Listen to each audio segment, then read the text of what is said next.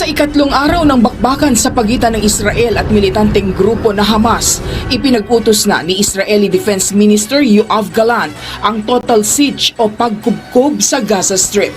Puputulin na rin ng Israel ang pagsusupply ng pagkain, langis at kuryente sa lugar kung saan mahigit 2 milyong Palestinians ang maaapektuhan. Sa gitna ng gyera at panawagan ni Israeli Prime Minister Benjamin Netanyahu ng pagkakaisa, naghayag naman ang iba't ibang opposition leaders ng kanilang kahandaan na makiisa sa labanan.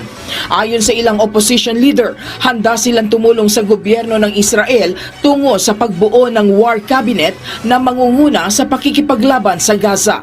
Sa mga ganitong pagkakataon ay walang oposisyon o coalition sa Israel kasabay ng pagtitiyak ng buong suporta kontra terorismo. Ang Hamas naman nagbanta na papatayin ang lahat ng hawak nilang hostage kapag hindi tumigil ang Israel sa pag-atake sa Gaza.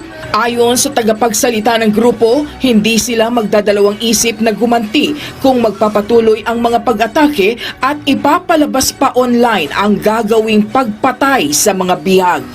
Mariin namang kinondena ng United Nations ang pag-atake ng Hamas sa Israel, kasabay ng panawagan na huwag idamay ang mga sibilyan at palayain na ang mga hostage. Labis na naaalarma ang UN sa mataas na bilang ng mga nasawi. Sa huli, nanawagan din ito ng humanitarian aid para sa mga naiipit sa kaguluhan sa Gaza. Sa gitna naman ng gyera, kapwa itinanggi ng US at Iran ang pagkakadawit umano nila sa pag-atake ng Hamas militants.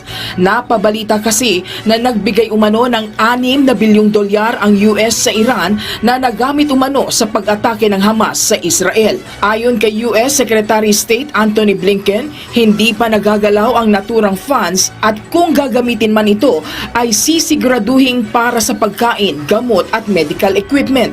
Samantala, tila ramdam na ang epekto ng gyera sa presyo ng mga produktong petrolyo. Batay kasi sa ulat, tumaas na sa 4% ang global oil prices.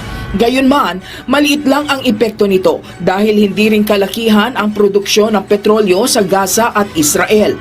Sa ngayon, pumalo na sa mahigit 1,500 ang bilang ng namatay sa magkabilaang panig sa nagpapatuloy na labanan.